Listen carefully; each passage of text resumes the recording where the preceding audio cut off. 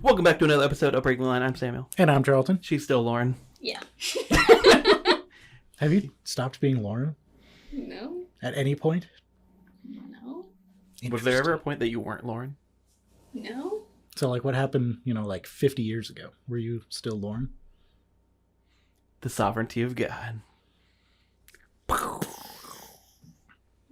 you ever think about that? Like, we're given the responsibility of naming people that, like, is their identity. Mm-hmm. Forever. Unless they rename themselves. All right, existential crisis aside, we're going to talk about how Jesus was named when he was born at the Nativity. During his coming. we gotta work it in there somehow. Anyway, so Nativity, people being born. See how that naturally flowed in? We're so good at this. Man, we planned that for we've been doing this for like a year and a half now. We're totally pros. Dude, we're like 70 episodes in. Yeah. It's kind of crazy. It's weird. It's crazy that what are we doing with our lives? We're doing it for five viewers. Tell us down in the please. 5 viewer gang in the comments. In the comments below. We need to know who you are. Please, just say hello, Alex. If you're watching, just say first. I don't care. Something. We need to know you're there with us. Anyway, what are we talking about? Coming. Yeah. So this was choreographed actually not this year. This was choreographed like 2 years ago. Yeah. Last year. It was just last year. 2023. Oh. Yeah. But we wanted to do a nativity song during Christmas. Yeah, Merry Christmas to all of you out there. Since we're doing this December time. Mm-hmm. And first time we presented it was at the Heritage, Christmas program as Mime Club. Yep, there was only 20% heresy. We apologize. We fixed the lyrics on that one. Yeah, there was a slight issue with how we worded the kenosis, if you will, and some people called us out for it. And we're like, yep, you're right. Totally, our bad. Should have worded it differently, so we fixed it. We're not guilty of Arianism, Patrick, or anything like that. So, our bad. But we fixed it, so now we're all back.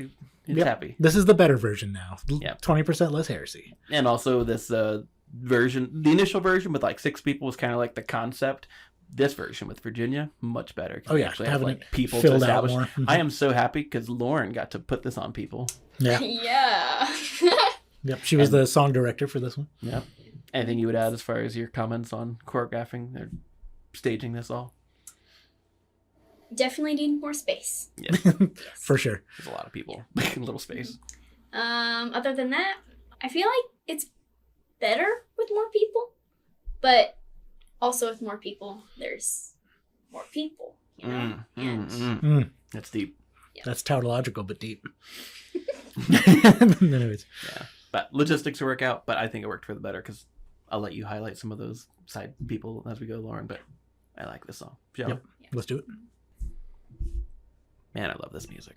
Oh yeah, this music is like it's like the music box version of this song, which most of them are like orchestral themes and very few are deviate from that. Yeah, and we had this like dun-dun music before, and now we're like, oh, okay, what's going to happen here? Yep. So we got Joseph building a house over here with all his buddies. He was a carpenter, so we got to give him stuff to do. Mm-hmm. They conceived a child.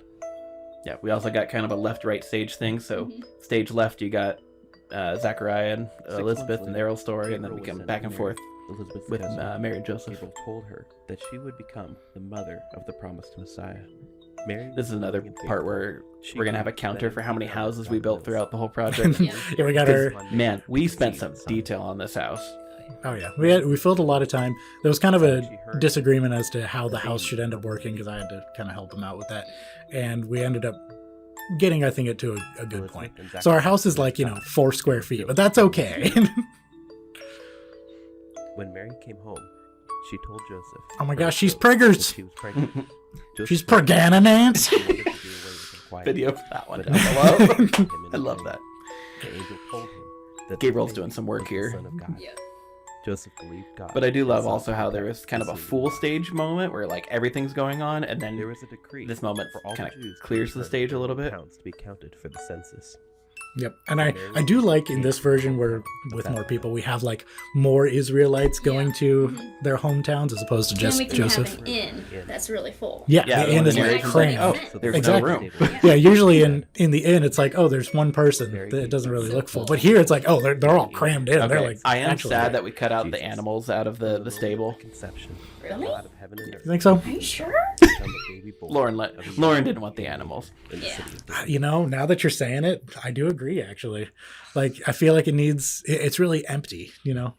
But it's a good emptiness. It really focuses on Mary and Joseph.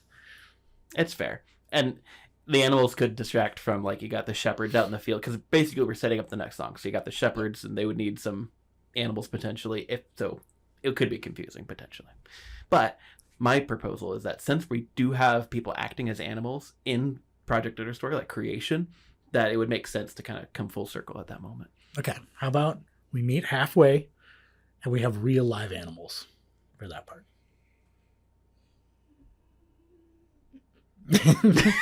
and hear me out. Okay, we give them black and white striped shirts. Yeah, no better yet. Sheep. But draw black lines. Perfect. Done. Sold. I'm in. You're a mime. You can't talk. You know. So yeah, let's not do that. Instead, talk about the purpose and message of this song. Purpose and message is to make animals into mimes. Or make mimes into animals. The lipstick would be hard. You know, in lieu of lips. It'd just be sticks. Do they have lips? They just have sticks. So anyways, purpose and message. Of course, Project Understory, this is Jesus' song, Nativity. Middle of the trilogy. Now, what's I think really interesting about this song is this is one that works without Project Understory. Like, a lot of them are supposed to be that way. Not all of them succeed in that regard, but like this one, I feel like it really does. Yep. We're so focused on trying to make this its own individual thing that then leads into a story, like maybe a more like Jesus-centric song. So like in lineups, we've actually done this in presentations, and then we've led into other songs about Jesus, and then that leads, you know, into like the thematic structure. We kind of have like sin and God established at the beginning, and then we have Jesus introduced, and then what Jesus did, and then like response. This kind of lands there in the middle toward that introduction to Jesus and kind of the who Jesus is aspects of a lineup. So I would say, like, once again, you know, we don't have many that I'm like, this should definitely go like in the middle of this presentation. This is the middle one. This is a middle one. This is a middle song. Unless we're doing like only New Testament songs and it's only about Jesus, in which case it would go to the beginning, such as, you know, doing like Act 2 of Project Understory. But that's a different story. You know? Sure. Or this one would show up very naturally, not just any time of the year, but Christmas time, hence December. Sure. And so you could open up a, you know, presentation with this. It's not as grabby per se. Then light music would make it so like you could do it second, maybe after chronology. No, probably don't do that. But it could theoretically work. I would probably do it like second. It seems like fits better there. So things this song uniquely does well then. Nothing. I've used that bit before. 7. Go back to episode 68 or 67 for that bit. Now we're referencing our own bits. So people have to link to, link to just like episode 46 or something, just because. Did you see what I did with episode 66? No. That was Witch's Invitation. So it's like breaking the line, episode 66, and then in parentheses I put another 6. Only 5 people viewed the thing, so like nobody cared. Yeah. Nobody called me a heretic or the sign of the beast down below, but it felt appropriate for Witch's Invitation. Out of all of them, Witch's Invitation would be appropriate. You're welcome. Thank you. We work hard in this channel for the 5 of you watching right now. Yeah. And Brooke. Or the 6 of you. I don't know. Anyway. So, things it does well. Well, this is like the only song I know of that has, you know, Zachariah and Elizabeth and Mary Joseph. Yeah, kind of front and center. Not really like, oh, Zachariah was that kind of there. It was like, this actually focuses on it. Right. It's really funny when we go to like the nativity time. We're like, let's read the story of Jesus's birth. Luke 2. We have to read Zachariah? Yeah, we just kind of skip chapter 1. The entirety of chapter 2. And it makes sense because you don't want to read. Like, I made the mistake of like, oh, let's do a Bible reading plan. We'll start with Luke. And then I was like, wow, Luke's really long. Chapter 1, chapter a day was, as a young person, was like 80 verses. Like, maybe we'll do a shorter book. So I understand that you're trying to have a nativity, you know, time with your family, and you've got your 5-year-old running around. You don't get him to sit down and listen to 80 verses. I understand. There's a purpose for that. But I do love that we even had to be like, oh yeah, this happened. It's part of like the purpose of what Luke's writing for, keeping that true narrative of how Jesus came about. Yeah, for sure. When Jesus came about. When Jesus came about. How Jesus came. As if it's his coming. I mean, yeah. Yeah, that. And hence why we didn't call it like... Crying. Or his inception, even though it's not I don't know. We didn't call it anything that was like his creation. Because he was already made. Yeah. That's the other thing I think this song does well. We're trying to hit on that very nuanced topic of what meant for Jesus to become a man. And so we have both the literal sense of like, when did Jesus become human? When he was conceived, which would have been, embryonic stages, not just when he was born. So we have him take off his purple sash and give it to Mary as a sign of like, that's when he became human. But then we also try to get into the like symbolic nature of what it meant for him to empty of himself. Not that he became less or wasn't God at all times, but that he entered into our humanity. And so we show that at the end, the symbolic nature of like the Trinity standing there, and Jesus kind of like goes on his knees to try to show like his coming into the world was that step. Well, maybe we'll talk about it in theology too, but that's what I think it does well. It's trying to capture the significance of Jesus' coming. Yeah, and the history. You mentioned like kind of the last part where he takes off that whole thing. I really like that as a set piece because it gets the point across of like, this is who Jesus is. It's like he's literally God is kind of the aspect. Yeah. We emphasize like the humanity of God, of Jesus in the first whole part of it, and then we point back to that. And yes, technically Jesus empties himself, if you will, twice. But the first time is literal. The second time is symbolic. That's what we're going with.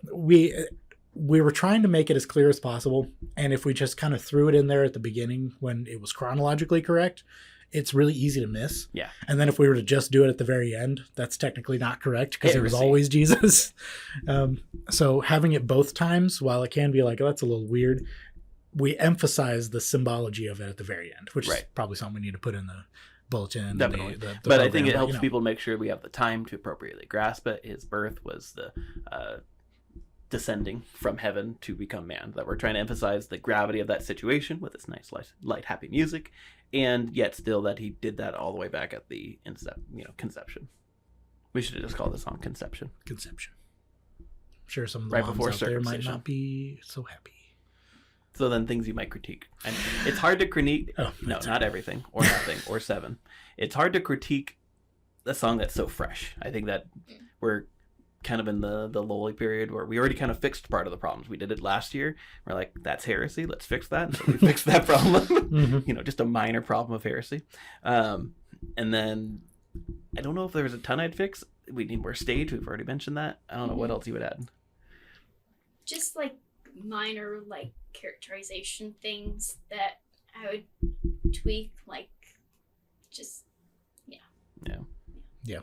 Really, for me, it all comes down to staging because like I think the inn being there I think is really great. The crammed feel of it I think is really good, but then like the building of the house, I feel like it's such a small area and so squished. We might be also, and then it kind of bleeds into the other side of the stage. A little anachronistic with like the classic hammer and nails, like that's more modern construction.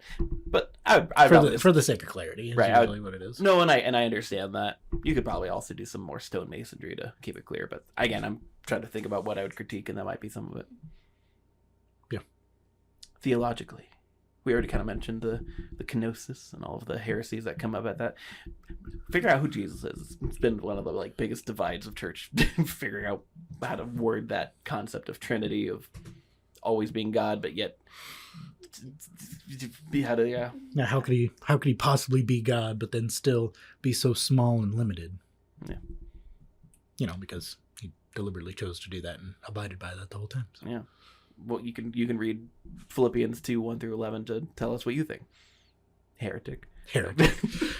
No, and like I think it is really important as like a part of the whole story to establish kind of the origins of human Jesus. Because if we just hopped into adult Jesus and we kind of went that direction, a lot of things are missed about that's I think really important about. You mean like how the Gospel of Mark does that?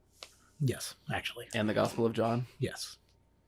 So anyways, that's why, systematic theology is super good. gonna need to edit out that audio. That probably was really loud. Yeah, probably really loud. But the Gospels had their purpose, and so Mark, emphasizing the servanthood of Jesus. Servants don't get genealogy, so it makes sense. But for our purposes, we have focused a lot more on the history of Israel, the history of humanity. So it makes more sense to get the chronology of his coming. The chronology of the coming, and then that makes you want to celebrate. Yeah, something like that. That's actually. Yeah. But other theological things you'd hit on. It's pretty short, so there's only the big one. Yeah. I would also humanity. I would maybe also add the aspects of Zechariah and his story about why that's important for it. Yeah, that's true. Because and Final Project, he'll probably get the red scarf again, identifying, because that will show up a lot, not just like Moses or the Levitical priest, but it shows up a lot in chastening as well as the judge's song. So that'll be very clear. We got another priest, and him being obedient to that end. Yeah. And so when Zechariah gets muted and everything like that. Yeah, we don't talk about his muting though. Yeah, I mean we don't really, but the point is that as we emphasize John the Baptist, or John the Witness, if you're Samuel in our Bible studies. If you're in the Gospel of John, and as John Piper would say, he's John the Witness. Yeah. Because he's never called John the Baptist. John T. Baptist. That's what I like to call him. But yeah, John the Baptist. So John the Baptist, that guy.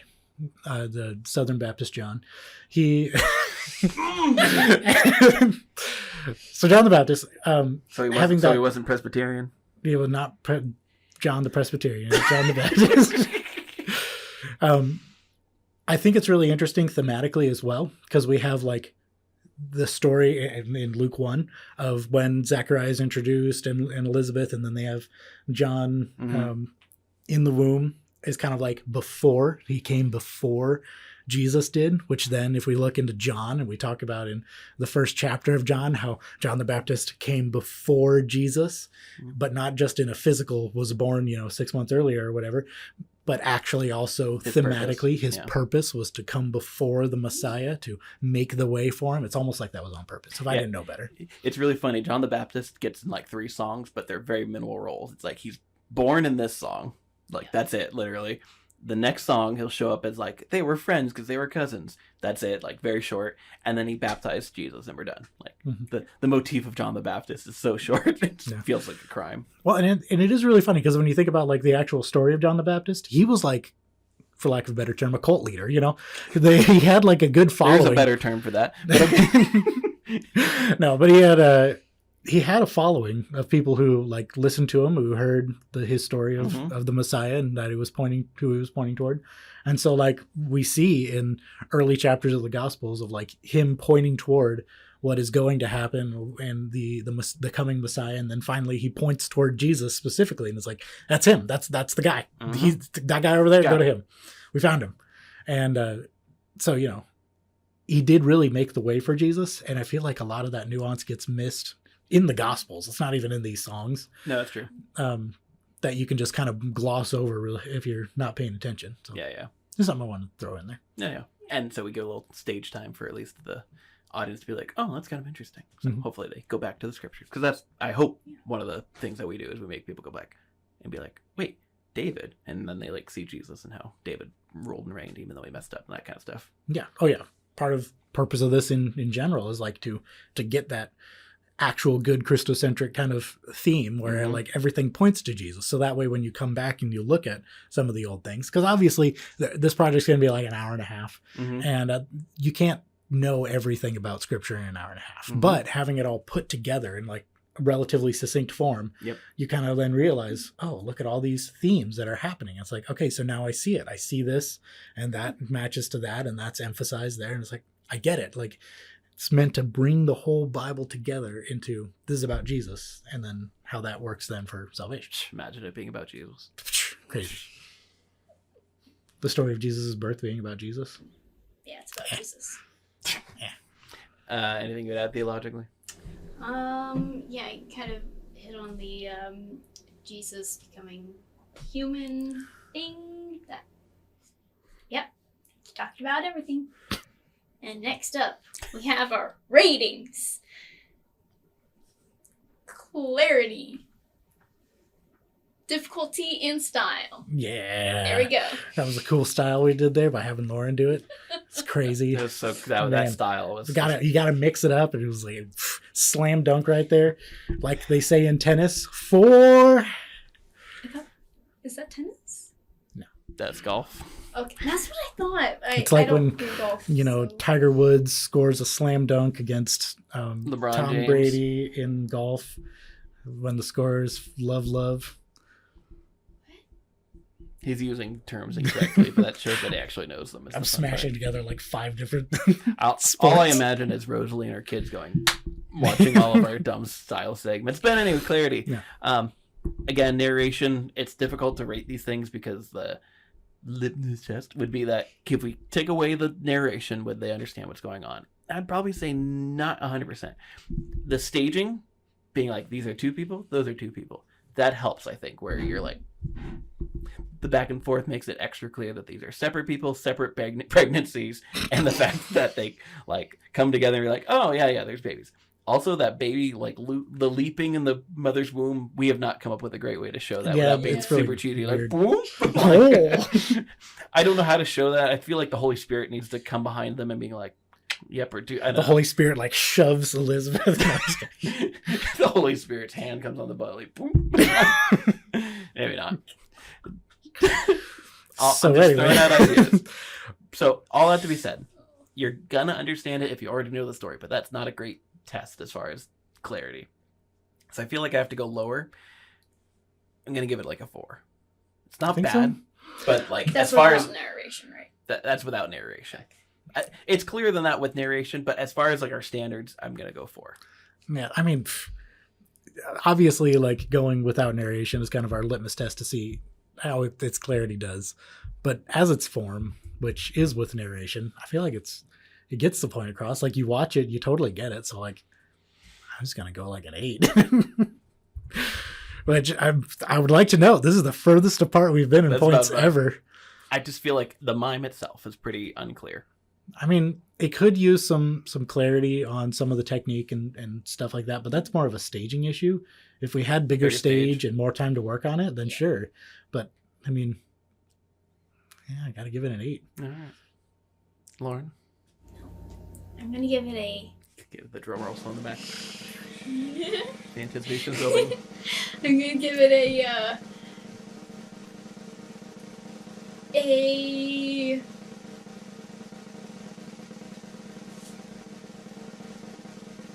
5. Ooh, she leaned more on your side. You know, as I'm thinking about it, I think I'm gonna give it a 7 instead of an 8. Wow, I was thinking about it, and I feel like there's as I'm going through some of the lyrics in my head, I'm like, some of the lyrics could probably be a little bit clearer. Oh yeah, as well. And the final project won't be my ugly voice; it'll be a better polished actor. Like, I mean, yeah. Can you play them the outtakes of my and her name was Elizabeth? Oh my gosh! I don't Find know the Elizabeth. I'll give you the next. Man, pause us talking right now and play that. In the days of Herod, king of Judah, there was a priest named Zechariah. He had a wife from the daughters of the Levites.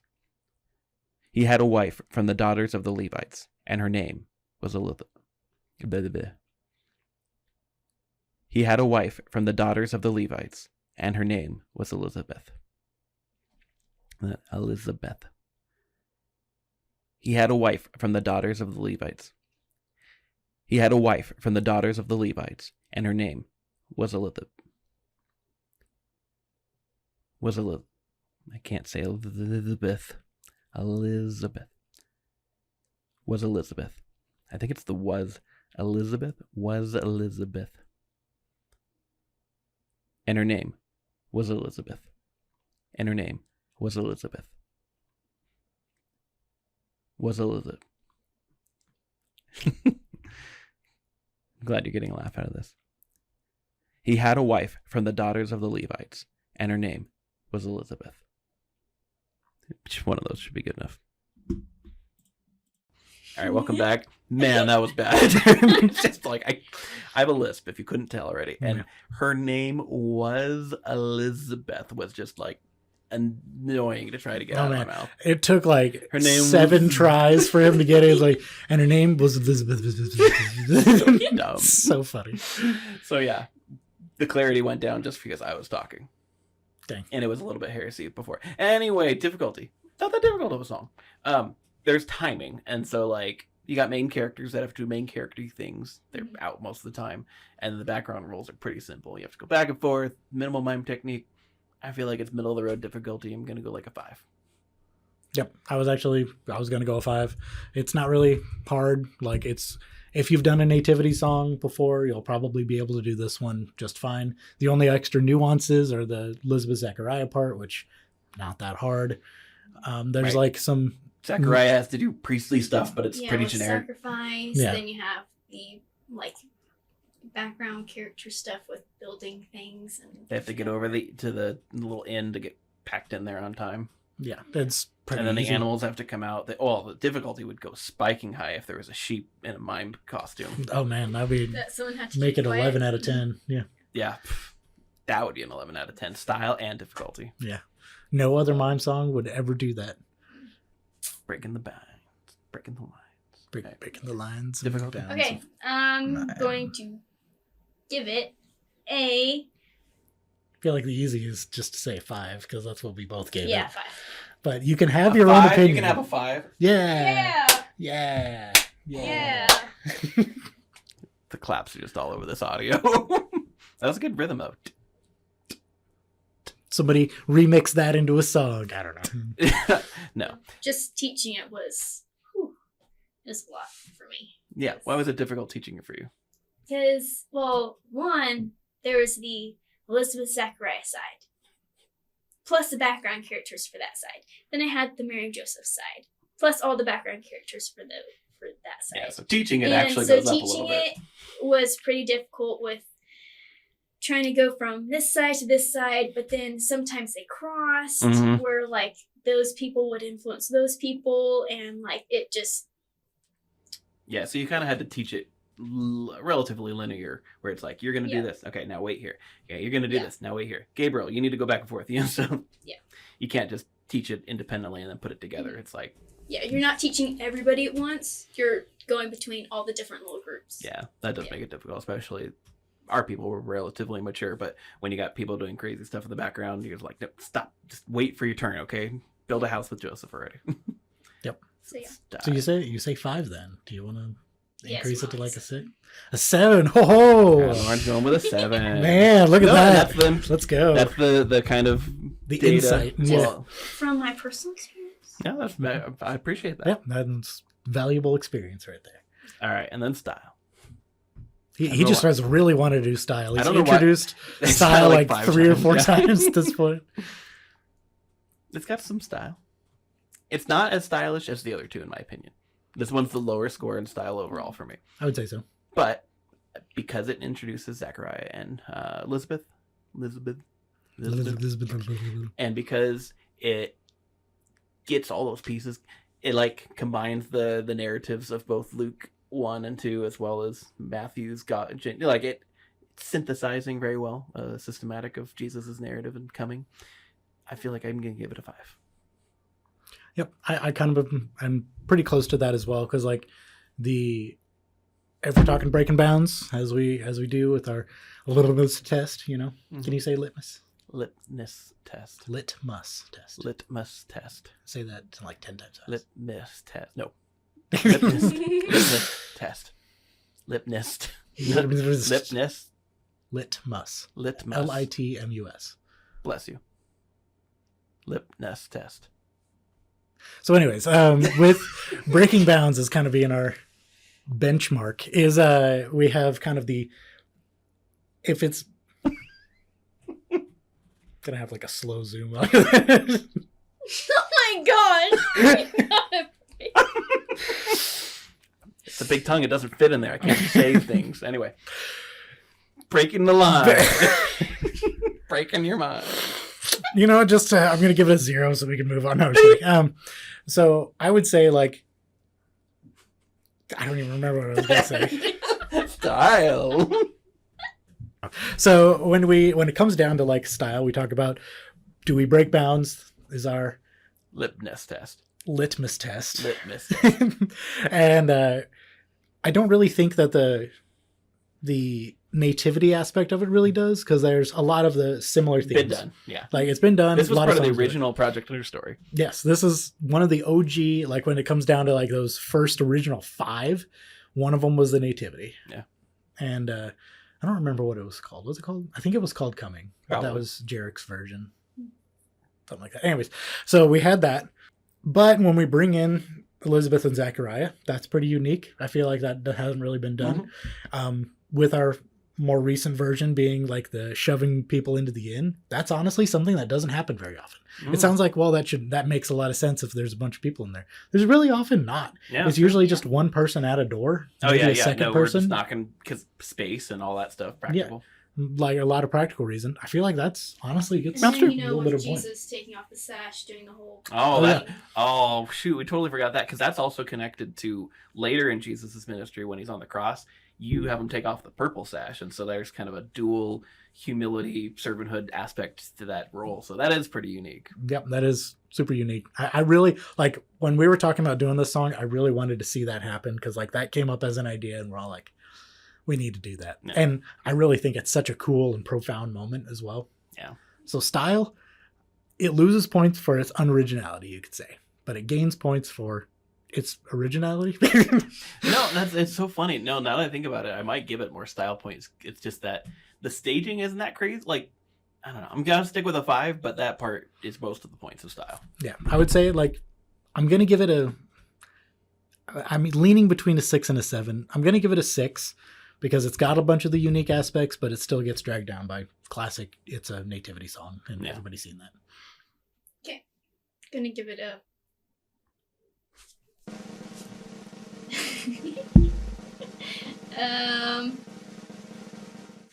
Yep. My final decision is it's going to get a 5. You win this round, Sam. I won this round. Best 2 out of 3. What's your reasoning? Anything you want to add? I just went mini miny mo in my head. Yeah, thank you, Lord. Stay tuned for next week. Merry Christmas. We're getting close to that. You know, that time of the year. It's the happiest time of the year. Most wonderful time of the year. Probably going to get demonetized just because I sung Justin Bieber.